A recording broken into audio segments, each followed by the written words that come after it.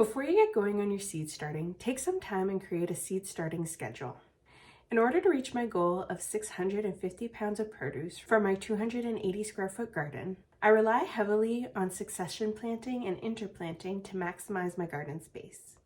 These strategies only work if you have plants ready to go after you've harvested the previous crop out. That's why creating a seed starting schedule is so important. Here's how I do it. I create an Excel spreadsheet with the following information. What garden plan is the crop part of, summer or fall? I create 2 different garden plans to better see my succession planting. For more information on how I plant my garden, check out the video linked above.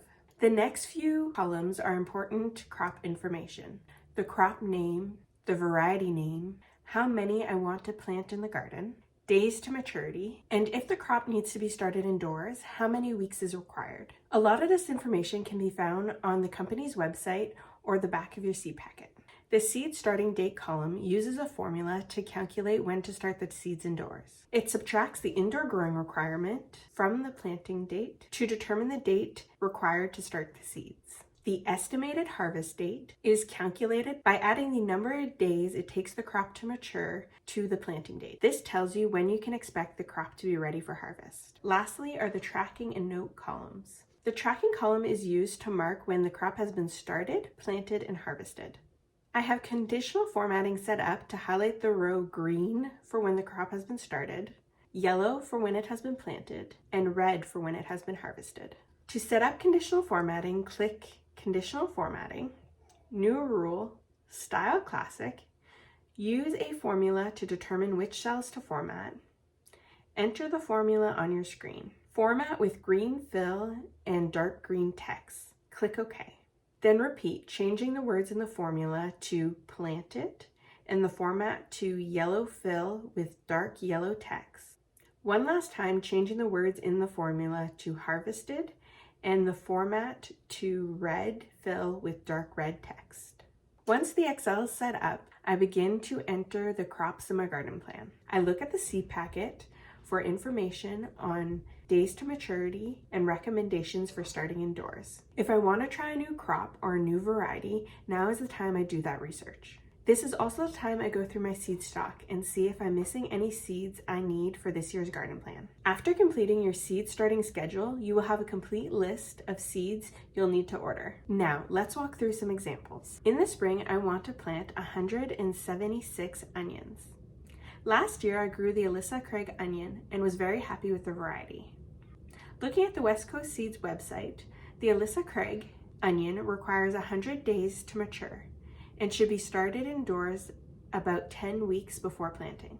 Based on the planting date on the Old Farmer's website, onions should be transplanted into the garden around April 13th in my area. The formulas take care of filling in the seed starting date and the estimated harvest date.